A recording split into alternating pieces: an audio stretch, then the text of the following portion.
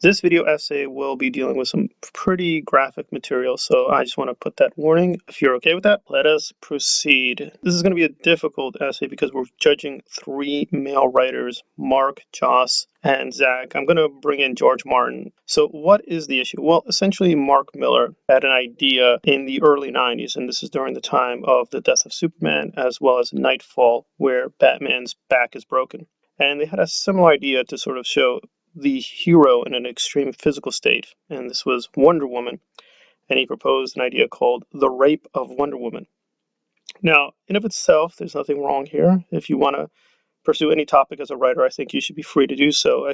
I'm usually somebody who thinks you should be given absolute freedom and there shouldn't be judgment about what a writer chooses. However, as he admits, and if you look at his larger body of work, he sort of just did it as a joke, right? He didn't really care about the subject at all. He just wanted to do something that was very shocking and graphic and just thought about it as kind of a joke. And it almost did happen, but people inside Warner Brothers and DC decided it would just be too much, and the comic was never done. But they were going to do it. Now, overall, I think if you look at Millar's work, and I don't want to do a hit piece, he is a sort of interesting, strange case where he does show a lot of graphic, extreme material, but paradoxically, it's pro-queer, right? There's a lot of queer representation in his books. On the other hand, he's not always pro-feminist, and so it's a really interesting dichotomy that even though he tries to depict people of all kinds, shapes, and sizes and all that, it's often in very extreme physical, emotional, even ethical state. But again, it's not done with, I think, a corresponding seriousness, and that's fine if that's his style. But I think with somebody like George Martin, because Martin has sort of been accused of the same thing, of just using rape as an allegory too lightly and just using it for shock value to entice the male reader or just for sensationalism. And he said over and over again that, yes, while there is a lot of rape that occurs in A Song of Ice and Fire, it's not being done for any kind of joking. It is to show how omnipresent, threatening, and overwhelming warfare is, and that rape of women in particular does occur a lot in warfare,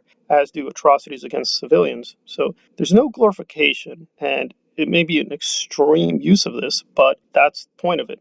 It's to show that war is not a joke. If you initiate warfare, it will bring with it a huge amount of atrocities and ugly evils, including rape of women. And we can't get around that. You have to show it. Now, obviously, it's not as extreme when we turn to Zack Snyder and Joss Whedon, even though you can sort of say in certain cases that the issue of warfare is being brought up. And they haven't depicted rape per se, but they have sometimes played with the issue of sexual violation by superheroes or with superheroes here and there. Joss more prominently in Buffy, Angel, Firefly, Dollhouse, and of course the Avengers movies he directed. And as examples of his alleged leering attitude, people bring in, of course, what happened with Spike and Buffy, the use of Jubal early in Firefly and Objects in Space, and of course Black Widow in Avengers and how she was depicted. But several qualifications are needed. For one thing, Joss was himself not always present when these things happened. It was written by other people. With Buffy and Angel, he does deserve some responsibility because, again, he was shaping these shows intimately. But with the Avengers work, he's made clear he worked with a lot of restrictions. And although Scarlett Johansson has a lot of criticism of how Black Widow was used, she really doesn't talk about Joss Whedon per se.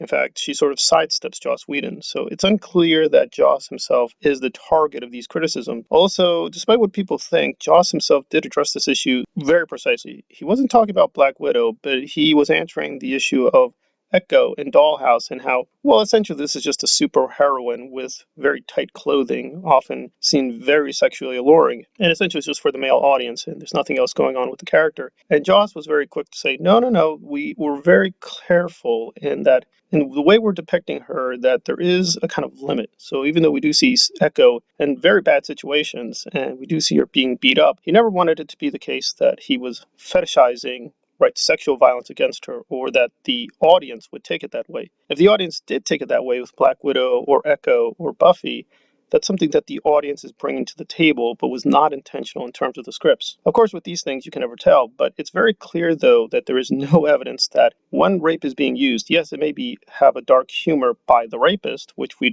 not supposed to agree with or like, but I don't think I've ever found where Whedon says he did it as a joke, right? So rape and sexual violence, something he's very careful when he's using, that it's being done seriously, even if, quote, the person doing it is sort of charming or has a weird sense of humor, etc., etc. But that's part of the character. But in terms of the writer, it's not meant to be taken as something that is, quote, delightful. or anything that's enjoyable. Now, Zack, I think, is unfortunately a both good and happy case where we've never seen anything that extreme. We've seen heroes and heroines being extremely violent, and he's either through sheer luck or just happenstance, he helped produce Wonder Woman, and I'm not in love with it as much as other people. I think Patty Jenkins' interpretation of Wonder Woman is fine, but I don't think it's definitive, and I did think they lost actually a little bit of the feminist edge that Wonder Woman represents. But overall, it's a pretty good depiction.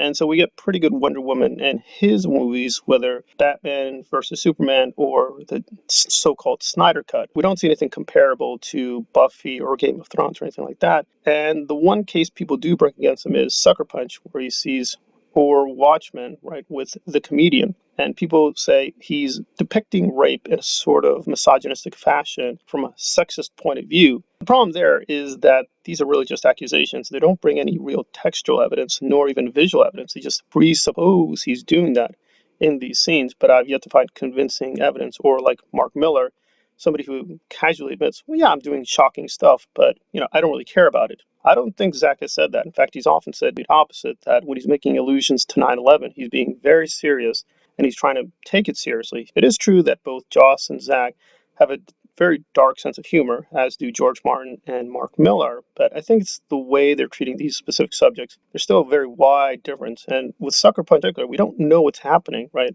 There's a lot of both fact and fantasy going on, right? Most of the film is a fantasy, so we don't know technically from what point of view we are seeing things. It could be from a sexist point of view, but we don't know that, right? Because so much of the narration is so fantastical, it's unclear. And even the so-called Watchmen case, again, as many people themselves point out in their essays attacking him, well, he shoots everything in an exaggerated fashion, right? He shoots the violence in exaggerated fashion. He shoots the warfare in exaggerated fashion. He shows them doing dialogue together in exaggerated fashion.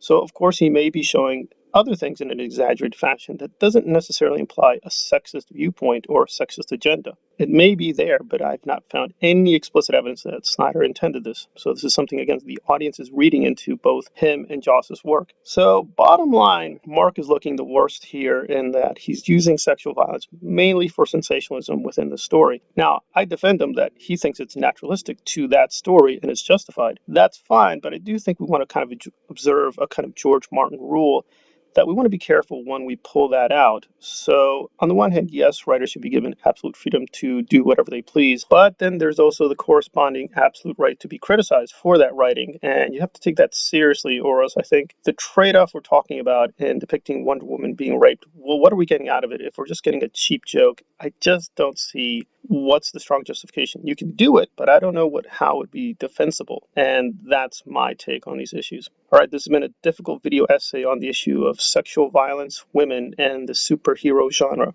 Thank you for listening.